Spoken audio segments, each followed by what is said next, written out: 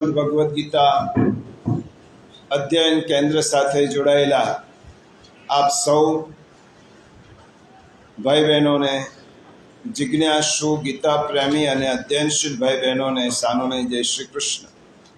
આપના હૃદયમાં બિરાજમાન પરમ કૃપાળુ પરમાત્માને વંદન કરી આપણે ગીતા માતા અને ગીતા ગાયક શ્રી કૃષ્ણ પ્રભુના ચરણોમાં વંદન કરી આજના અધ્યાયનો પ્રારંભ. પ્રિયજનો, આપણે 9મા અધ્યાયના 13મા શ્લોક સુધીનો અભ્યાસ અધ્યયન કર્યું. 13મા શ્લોકમાં ભગવાને મહાત્માઓનો પરિચય આપ્યો છે. જો 11 અને 12મા શ્લોકમાં મૂઢાત્માની વાત કરી, મોહાત્માની વાત કરી, 13મા શ્લોકમાં ભગવાન એમ કે છે, મહાત્માનસ્તુ મામ પાર્થ દૈવીમ પ્રકૃતિમાશ્રિતા ભજંતનન્ય મનસો જ્ઞાત્વા ભૂતાદિમવ્યયમ. મહાપુરુષોની વાત કરતા પ્રભુ શું કહે છે? મહાત્મા કોણ? 3 ભગવાને વાતો કહી. એમાં જે દૈવી સંપત્તિને વરેલા છે, મહાત્માનું પહેલું લક્ષણ દૈવી સંપત્તિને વરેલા છે. 16મા અધ્યાયમાં જે 26 ગુણો છે, અભયમ, સત્વ, સંશુદ્ધિ, એ ગુણો જેમનામાં છે. બીજું, જેમને પરમાત્મા તત્વને સમજી લીધું છે, પરમાત્મા તત્વને જેમને જાણી લીધું છે, આ મહાત્માનું બીજું લક્ષણ. અને ત્રીજું લક્ષણ, અનન્ય મનથી યુક્ત થઈ નિરંતર પ્રભુને ભજે છે. જે અનન્ય મનથી યુક્ત થઈ નિરંતર પ્રભુને ભજે છે. આ મહાત્માની 3 વાત ઓળખ આપી. સંત માધવદેવે 4 પ્રકારના મનુષ્યોના વર્ગ બતાવ્યા છે. આ શ્લોક પછી આપણા જે 14મા શ્લોકમાં જઈએ છીએ, 4 પ્રકારના મનુષ્યની શ્રેણી કઈ. એક મનુષ્ય અધમ. અધમ કોણે કહેવાય? જાતિથી, કુળથી, વિદ્યાથી અધમ હોતો જ નથી. માણસ વૃત્તિથી ઉત્તમ કે અધમ હોય છે. અધમ કોણે કહેવાય? જે દુનિયાના લોકોના દોષો જ જુએ. આ દુનિયામાં અને દુનિયામાં જે લોકો છે એનામાં રહેલા દોષ તરફ જેની દ્રષ્ટિ હોય એ અધમ.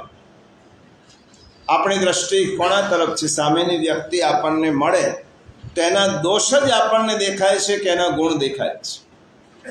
અધમતા, ઉત્તમતા એ આપણી વૃત્તિ ઉપર આધાર રાખે છે.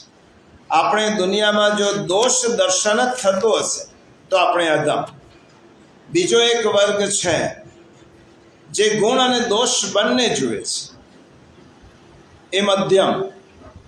સામેની વ્યક્તિના કે સામેની વસ્તુમાં ગુણ દોષ બંને દેખાય, એને મધ્યમ કહેવાય. આ મિશ્ર દ્રષ્ટિ છે. મિશ્ર દ્રષ્ટિમાં માણસ ગુણ પણ જુએ, દોષ પણ જુએ. ત્રીજો એક વર્ગ છે ઉત્તમ. એને શું દેખાય છે? દુનિયામાં માત્ર ગુણ દર્શન જ થાય છે, એને દોષ દેખાતા જ નથી. કેટલાક લોકોને ગુલાબના છોડમાં કાંટા જ દેખાય, કેટલાક લોકોને ગુલાબ અને કાંટા બંને દેખાય, અને કેટલાક લોકોને માત્ર ગુલાબ જ દેખાય. જેને માત્ર જોવાની દ્રષ્ટિ ગુણગ્રાહી દ્રષ્ટિ છે એ ઉત્તમ. અને સંત માધવદેવે એક 4થો પ્રકાર કયો, ઉત્તમ. ઉત્તમ મહાપુરુષો 2માં આવે, ઉત્તમ અને ઉત્તમોત્તમ, કે જે સામેની વ્યક્તિના નાનકડા ગુણને પણ બહુ જ મોટો કરીને દેખે છે. દોષને નહીં, સામેની વ્યક્તિમાં નાનો ગુણ છે એને પણ બહુ મોટો કરીને દેખે છે. પરગુણ પરમાણુન પર્વતી કૃત્ય નિત્યમ. સામેની વ્યક્તિમાં નાનકડો ગુણ દેખાય, એ પર્વત જેટલો મોટો બનાવે. આપણામાં અને સંતોમાં ફેર છે. આપણે સામેની વ્યક્તિના દોષને પર્વત જેટલો બનાવીને જોઈએ છે. અને ઉત્તમોત્તમ પુરુષ છે એ સામેની વ્યક્તિમાં નાનો ગુણ હોય તો પણ તેને મોટામાં મોટો બનાવીને જુએ. એનું નામ મહાત્મા. હવે આ છેલ્લા 2 પ્રકારના લોકો છે, ઉત્તમ અને ઉત્તમોત્તમ. એ મહાત્માની શ્રેણીમાં આવે. અધમમાં નહીં, મધ્યમમાં નહીં, મહાત્મા. હવે પછીના શ્લોકમાં ભગવાન મહાત્મા શું કરે છે એની વાત કરે છે. આ મહાત્માને ઓળખ આપી, આઈડેન્ટિટી મહાત્માની આપી. હવે મહાત્મા શું કરે છે જે આપણે પ્રયોગ કરીએ છીએ? એટલા માટે ઘણા બધાને એમ થાય કે આ શ્લોકથી જ પ્રયોગ કેમ? કારણ કે શ્રીમદ ભગવદ્ ગીતામાં ભક્તિ યોગની જે 6 વાતો છે એ ભગવાને 14મા શ્લોકથી કહી છે. એટલે મહાત્માઓ નિરંતર શું કરતા હોય છે? 14મા શ્લોકમાં ભગવાને કહ્યું છે. પહેલાં આપણે પારાયણ કરીએ. 9મો અધ્યાય 14મો શ્લોક, પાન નંબર 144. 14મો શ્લોક 144 પાન, સાથે જ પારાયણ. સતતમ કીર્તયંતો મામ યતંતસ્ય દ્રઢવ્રતઃ નમસ્યંતસ્ય મામ ભક્ત્યા નિત્યયુક્તા ઉપાસતે. દ્રઢવ્રતઃ એટલે દ્રઢ નિશ્ચયી ભક્તો, સતતમ એટલે નિરંતર, કીર્તયંત ચ મારા નામ અને ગુણોનું કીર્તન કરતા અને મારી પ્રાપ્તિ અર્થે યતંત પ્રયત્ન કરતા, મામ એટલે મને, નમસ્યંત વારંવાર પ્રણામ કરતા, નિત્યયુક્તા એટલે સદા મારા ધ્યાનમાં જોડાઈને, ભક્ત્યા એટલે અનન્ય પ્રેમથી, મામ એટલે મને, ઉપાસતે એટલે ઉપાસે છે. આ મહાત્માઓ શું કરે છે? તો જેમ એનો અનુવાદ આપણી ગીતામાં જ છે. એ દ્રઢ નિશ્ચયી ભક્તો નિરંતર મારા નામ અને ગુણોનું કીર્તન કરતા, મારી પ્રાપ્તિ અર્થે યત્ન કરતા અને મને વારંવાર પ્રણામ કરતા, સદા મારા ધ્યાનમાં જોડાઈને અનન્ય પ્રેમથી મને ઉપાસે છે. હવે આ શ્લોકમાં પ્રભુએ મહાત્માઓને લગતી 6 વાત કહી. પહેલી વાત, સતતમ કીર્તયંતો માં. પહેલો મહાત્મા શું કરે છે? જે અનન્ય પ્રેમથી મારા નામનું અને ગુણોનું કીર્તન કરે છે. આ પહેલું. બીજું શું કહ્યું? યતંતસ્ય મારી પ્રાપ્તિ માટે પ્રયત્નશીલ છે. ત્રીજું શું કહ્યું? દ્રઢવ્રતા જે દ્રઢ નિશ્ચયી છે. ચોથું શું કહ્યું? નમસ્યંતસ્ય મને વારંવાર નમન કરે છે, પ્રણામ કરે છે.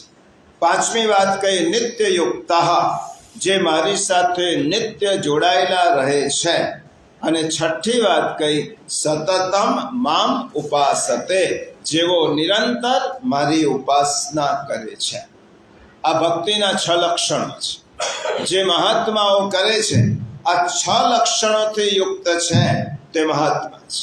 આ 6 લક્ષણ પૈકીનું પ્રથમ લક્ષણ સતતમ કીર્તયંતો મામ. આજે આ જ સમજવાનું છે. આખા શ્લોકને તો ખૂબ શાંતિથી સમજીશો. આજે પહેલું જ લક્ષણ સતતમ કીર્તયંતો મામ જે અનન્ય પ્રેમથી સતત મારા નામનું અને ગુણોનું કીર્તન કરે છે. જો મહાપ્રભુજીની આજ્ઞા જુઓ. શું આજ્ઞા છે મહાપ્રભુજીની? શ્રી એવં સતતમ એવં મિત્યેવ મે મતિ. જે સતત રટણ કરે છે. સતત શબ્દ વલ્લભે પણ આજ્ઞા કરી છે અને ગીતામાં ભગવાને પણ આજ્ઞા કરી છે. કીર્તન શબ્દ, અહીંયા કીર્તન શબ્દ આવ્યો છે. કીર્તન શબ્દ આપણા માટે નવો નથી. આપણે એનો ઉપયોગ વારંવાર કરીએ છીએ. એટલો બધો એ દ્રઢ શબ્દ છે, પરંતુ એને આપણે રૂઢ અર્થમાં સમજીએ છીએ. કીર્તન એટલે શું? મંજીરા લેવા, ઝાંઝમર્દન લેવા અને કંઈક પદ્યમાં જે ભક્તોએ કહેલું છે એ કહેવું, એ કીર્તનની ક્રિયા છે. આ કીર્તનની ક્રિયા છે. કીર્તન કોણે કહેવાય? કીર્તન એટલે માત્ર ભજનો ગાવા જ નહીં, પરંતુ ભગવદ સ્વરૂપ સાથે એક તાનતા સાધવી. જો આ કીર્તનની વ્યાખ્યા સમજી લો. ભગવદ સ્વરૂપ સાથે એક રૂપ બનવું, આનું નામ કીર્તન. હવે કીર્તનનો પહેલો અર્થ છે કીર વત્તા તન. આપણે કીર્તન શબ્દ વારંવાર બોલીએ છીએ. કીર વત્તા તન. કીરનો અર્થ શું થાય? જગત કરતા પરમાત્મા. કીર શબ્દ છે એનો અર્થ શું થાય? આપણે ભગવાન માટે કયો શબ્દ વાપરે? કીર્તાર. હાથ ફર્યો કીર્તાર તણો ત્યાં સૃષ્ટિ ગઈ બદલાઈ. ભગવાન માટે કયો શબ્દ વાપરે? કીર્તા. તો કીર એટલે શું? પરમાત્મા, જગત કરતા. અને તન એટલે શું? તન્મય થવું. કીર એટલે પરમાત્મા, તન એટલે તન્મય થવું. એટલે કીર્તનનો પહેલો અર્થ શું થયો? પરમાત્મામાં તન્મયતા સાધવી, એનું નામ કીર્તન. આ પહેલો અર્થ. ભગવાને જે કહ્યું છે સતતમ કીર્તયંતોમાં, પરમાત્માના સ્વરૂપ સાથે તન્મય થવું, એનું નામ કીર્તન. બીજો અર્થ કીર્તનનો, ભગવાનની કીર્તિનું ગાન કરવું, એનું નામ કીર્તન.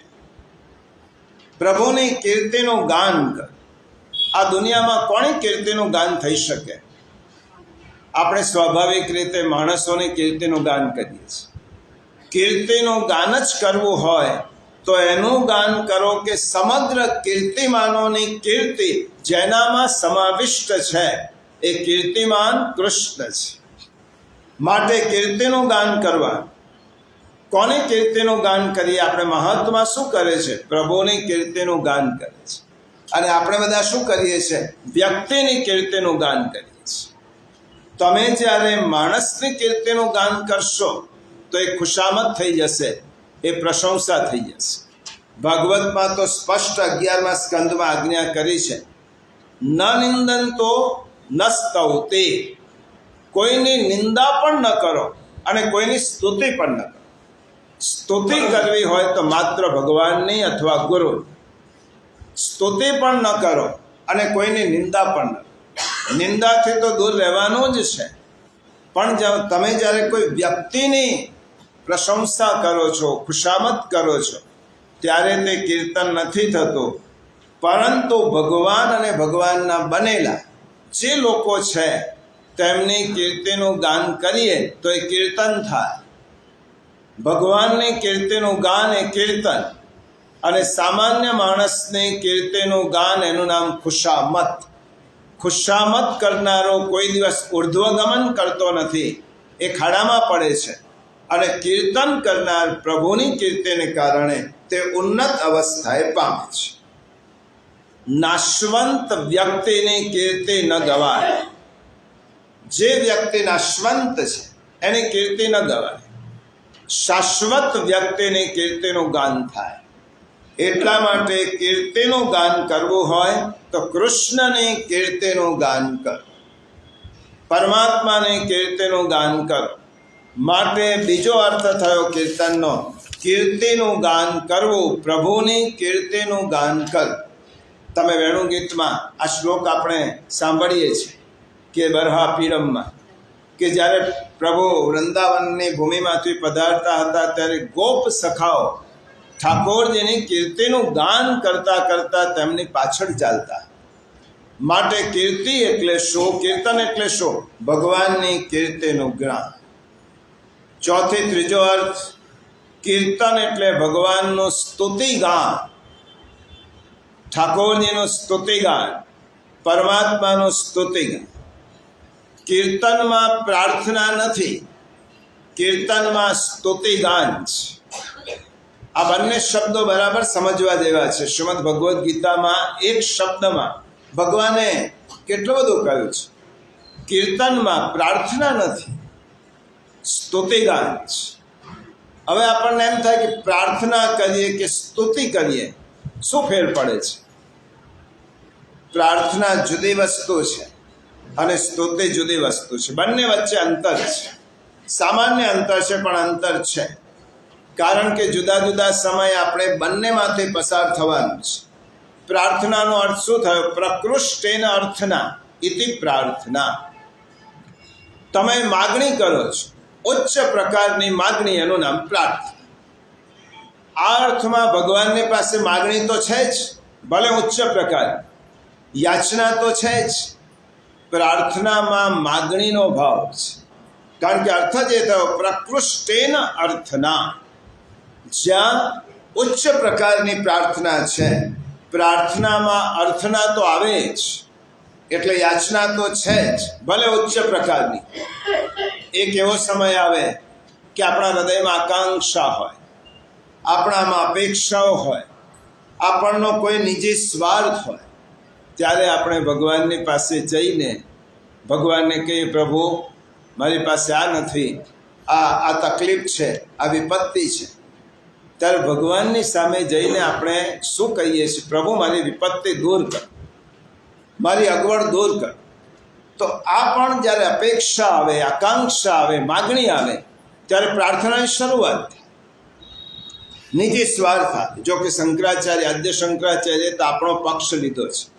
ભગવાનની આગળ કહ્યું છે કે પ્રભુ આપત સુમગ્ન સ્મરણમ ત્વદીય કરોમિ દુર્ગે કરુણાર્ણવેશી નૈત શઠત્વમ મમ ભાવ યેથા ક્ષુધા તૃષાર્તા જનનીમ સ્મરન. આપણે ભગવાનની પાસે યાચના કરીએ, માગણી કરીએ, એ ખોટું નથી, પણ એ ઇષ્ટ નથી. ખોટું નથી, કારણ કે માગવું હોય તો ભગવાનની પાસે જ માગવાનું. શંકરાચાર્ય તેમ કહ્યું, પ્રભુ જીવાત્મા તારી પાસે કંઈ માગતો હોય તો એનું શઠત્વ નથી. કારણ કે ભૂખ્યો તરસ્યો બાળક મા સિવાય કોની પાસે જવાનું છે? બાળક ભૂખ્યો થાય, તરસ્યો થાય ત્યારે માની પાસે જ જશે બાળક. એવી રીતે જગન માતા છો તો જીવો જ્યારે ભૂખ્યા તરસ્યા થશે ત્યારે તમારી પાસે આવશે. તો માગણી એ ખોટી નથી, પરંતુ આ પ્રારંભિક સ્ટેજ છે, એકદમ પ્રારંભિક સ્ટેજ છે ભગવાનની પાસે માગવો. ગીતા એ શરણાગતિનો માર્ગ છે, પુષ્ટિ માર્ગ એ શરણાગતિનો માર્ગ છે. શરણાગતિના માર્ગમાં પ્રવેશ કર્યા પછી એક વખત તમે ભગવાનનું શરણ સ્વીકાર્યું પછી માગવાનું બંધ થઈ જાય. શરણાગતિ એટલે શું?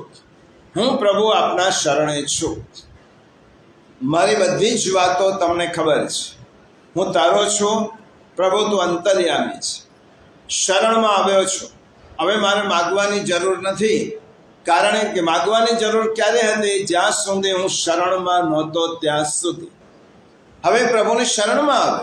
ગીતામાં ભગવાન છેલ્લો ઉપદેશ જ આપવાના છે, સર્વ ધર્માન પરિત્યજ્ય મામેકમ શરણમ વ્રજ. તો મારી પાસે આવી જા. શા માટે યાચના કરે છે? તો મારી પાસે આવ. એટલા માટે ભક્તિ માર્ગ એ શરણાગતિનો માર્ગ. શરણ સ્વીકાર્યા પછી એમાં માગવાનું હોતું જ નથી. ભક્તિ માર્ગમાં શું છે? પ્રભુ હું તારો છું, તો અંતર્યામી છે. અંતર્યામી સમસ્તાનામ ભાવમ જાનાતિ માનસમ. હરિરાય ચરણ શિક્ષાપત્રમાં કહ્યું. તો પછી અંતર્યામી પાસે શું માગવાનું? ભગવાનને આપણે અંતર્યામી કહીએ, શું માગવાનું? એક માણસે નક્કી કર્યું, મેં કાશી કથા યાત્રામાં પણ કહ્યું, એક માણસે નક્કી કર્યું કે પોતાની બધી જ વ્યથાઓ, દુઃખો, દર્દો એક કાગળમાં લખવા છે અને ભગવાનની સામે નિવેદન કરવું છે. પોતાના એક કાગળ લઈ અને પોતાના જે દુઃખી માણસ હતો, આપત્તિગ્રસ્ત હતો, કાગળ લઈને પ્રભુને લખવા આજે મારી બધી જ વ્યથાઓ ભગવાનની સામે લખીને મૂકવી છે. હવે લખતા પહેલાં એને સંબોધન કર્યું, હે અંતર્યામી. પછી તેને વિચાર આવ્યો કે મેં ભગવાનને સંબોધન તો એવું કર્યું છે અંતર્યામી. અંતર્યામીનો અર્થ શું થયો? અંતરને જાણનારા. હવે હું ભગવાનની આગળ શું લખું બીજો? એટલે એને પેન પાછી મૂકી દીધી, લખી શક્યો નહીં. કૃષ્ણને કેમ લખું હું કાગળ? પહેલું લખું હું અંતર્યામી, પછી શું લખું હું આગળ? ભગવાનને અંતર્યામી લખ્યા પછી શું લખવાનું બાકી રહે ખરું? ભગવાન તો બધું જ જાણો છો, પછી કેવી રીતે કાગળ લખાય? એટલા માટે વિવેક ધૈર્યાશ્રયમાં મહાપ્રભુએ કહ્યું છે, પ્રાર્થના કાર્ય માત્રેપી તતોન્યત્ર વિવર્જયે.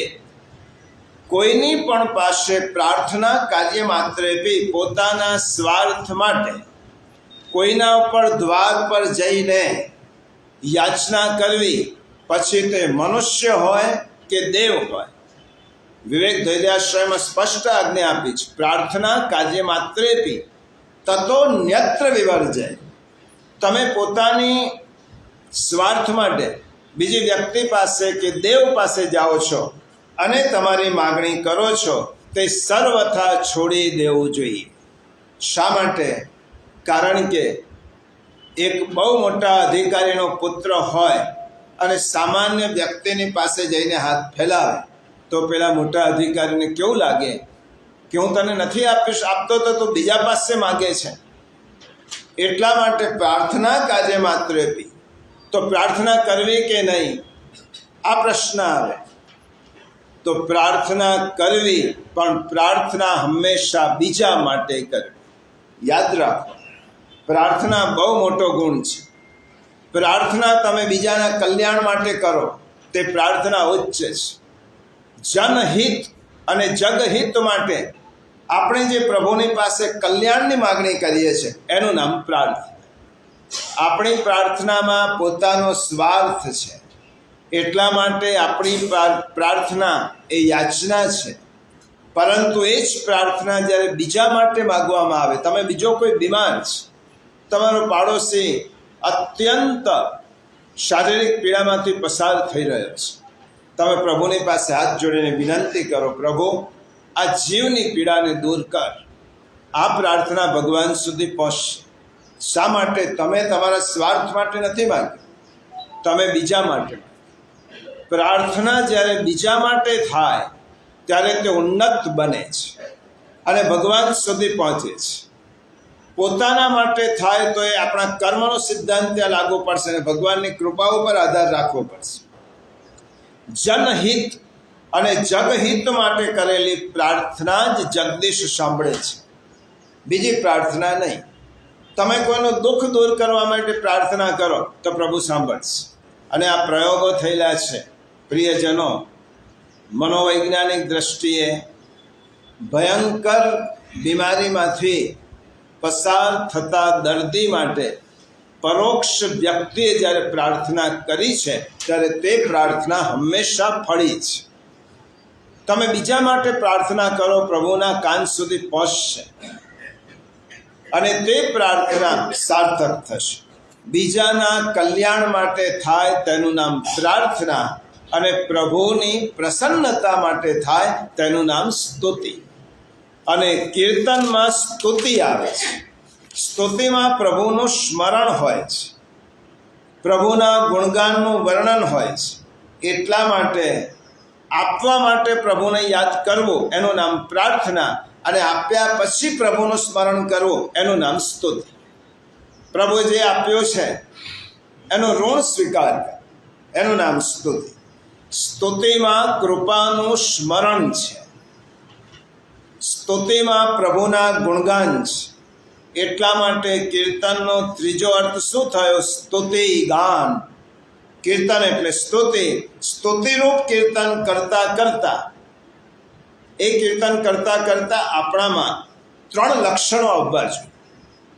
કયા 3 લક્ષણો? વાણી ગદગદિત થાય.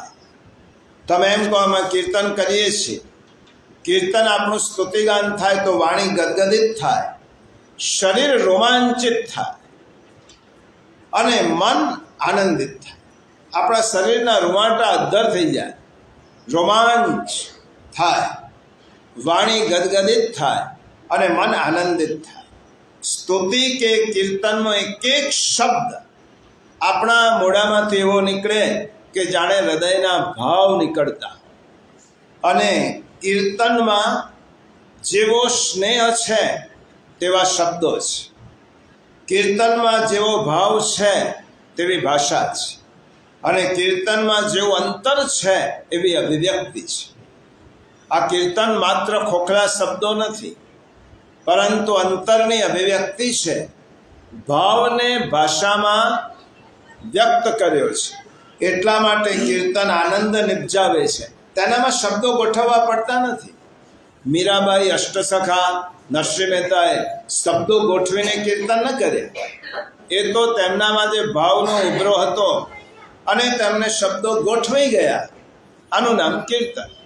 એટલા માટે કબીરજી એમ કહે છે, જે અંદરથી આવે એનું નામ કીર્તન, અને બહારથી ઉછીનું લીધેલું હોય એનું નામ વખાણ કહેવાય. કબીરજીને એકવાર પૂછ્યું કે તમે ભગવાનની સ્તુતિ કરો છો તો ભગવાન સુધી પહોંચે છે શા માટે? પંડિતોએ પૂછ્યું કે તમારી પાસે એટલું બધું જ્ઞાન, કોઈ યુનિવર્સિટીની પદવી નથી, પરંતુ તમે એક શબ્દ પણ બોલો છો તો બીજા સુધી અને ભગવાન સુધી પહોંચે છે, અને અમે વ્યાખ્યાનો કરીએ છીએ અને ભગવાન સુધી પહોંચતા નથી. કારણ શું? કબીરે કહ્યું, તુમ કહેતે હો કાગજ લેખી, મેં કહેતા નિજ નયન કી દેખી. તમે કાગળમાં લખેલું કહો છો, હું મારા અંદરની આંખોથી જે જોઉં છું તે કહું છું. કીર્તન અંદરથી ઉપજે, કીર્તનના શબ્દો બહારથી ન આવે, એ ભાવ વ્યક્ત થાય તેને કીર્તન કહેવાય. એટલે કીર્તનમાં ભાષાનું નહીં, ભાવનું મહત્વ છે. કીર્તનમાં કાલાવાલા હોય છે, અને કાલાવાલા ભગવાનને પસંદ પડે છે. નાનો બાળક હોય એ કાલાવાલા કરતો હોય તોય માને પ્રિય લાગે. રામાયણના ઉત્તરકાંડમાં એક પ્રસંગ છે કે રામની પ્રશંસા વેદો કરીને ગયા, વેદ સ્તુતિ કરી, અને વેદ જ્યારે જતા રહ્યા ત્યારે મહાદેવજી આવ્યા, શિવજી પધાર્યા.